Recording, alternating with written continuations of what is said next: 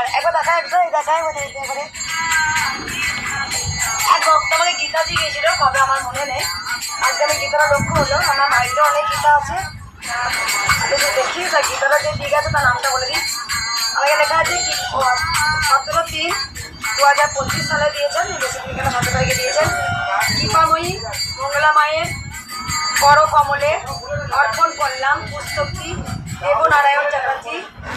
এটা হচ্ছে পায়রাডাঙ্গা থেকে মা এসেছিলেন, মোবাইল নাম্বার দিয়েছেন। তিনি দিয়েছেন দেবনারায়ণ চ্যাটার্জি। তিনি লিখেছেন গুরু কৃপাময়ী মঙ্গলা মায়ের বড় কমলে অর্পণ করলাম এই পুস্তকটি। এই গীতাটা আমাকে দিয়ে গেছেন। আমি গীতা পড়ি, সবাই জানেন, একটু করে যতটা পারি সময় হয় পড়ি। কালকে ভোর 4টে পর্যন্ত জেগেছিলাম, একদম পুরো ভোর 4টে পর্যন্ত আমি মায়ের সাথে কথা বলতে, তারপরে নিজেকে নিজের মতো করে রাখতে, মায়ের সাথে আমাকে থাকতে ভালো লাগে আমার। সকল ভক্তকে বলবো যারা গীতা পড়ার সময় পান না, অন্তত গীতাটাকে একটু হাত বোলাবেন। গীতার মধ্যে ভগবান শ্রীকৃষ্ণ বিরাজমান, তিনিই কৃষ্ণ তিনিই কালী। মা হচ্ছে ব্রহ্মময়ী, কৃপাময়ী, দয়াময়ী, মা করুণাময়ী। এখানে বেশিরভাগ ভক্ত উপকার পেয়ে আসেন। ওই মা দেখলেন চরম মিরাকেল, একদম হাত তুলতে পারতো না, মা 4বার এসছে, সেখানে মায়ের আশীর্বাদে পুরো হাত তুলতে পারছেন।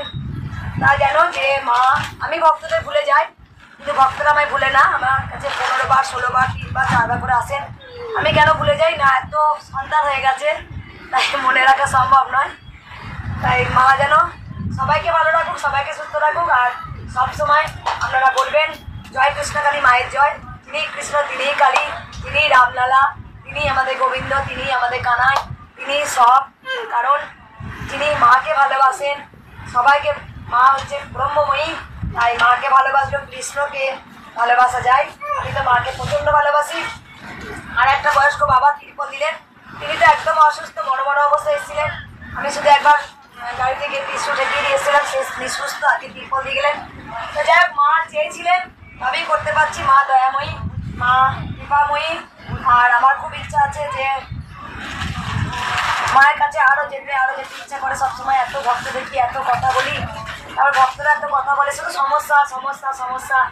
আমি এক জায়গায় গিয়েছিলাম খুব আনন্দে, সবসময় তারা ওখানে বলছে মা এখানে গেলে উপকার হয়েছে। অনেক বয়স্ক মায়েরা বলছে মা উপকার হয়েছে।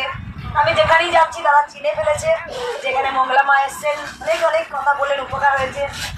রাস্তাতে সবাই প্রণাম করতে আসেন। আমি বলি আপনারা বয়সে বড়, আমাকে প্রণাম করবেন না, সবাই মাকে প্রণাম করুন।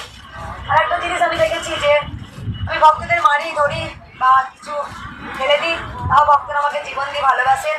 মা চেয়েছিলেন আমার হাত দিয়ে মঙ্গল হোক, দেশে দশের আজকে জনকল্যাণ, গোটা পৃথিবী আজকে জয় জয়কার, জয় কৃষ্ণকালী মায়ের জয়।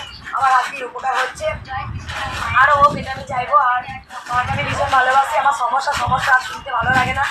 আমি শুধু মন্দিরে এসে বলি, আরে তোরা যে সমস্যার কথা বলছি, একটু ভগবানের কথা বল না শুনি, যে মাকে কেমন করে পেলাম, মা কেমন করে এলো, মা কি বলে, ও মা কেমন গোবিন্দ, কেমন কানায়, আচ্ছা মা ব্রহ্মময়ী, এইসব বল না।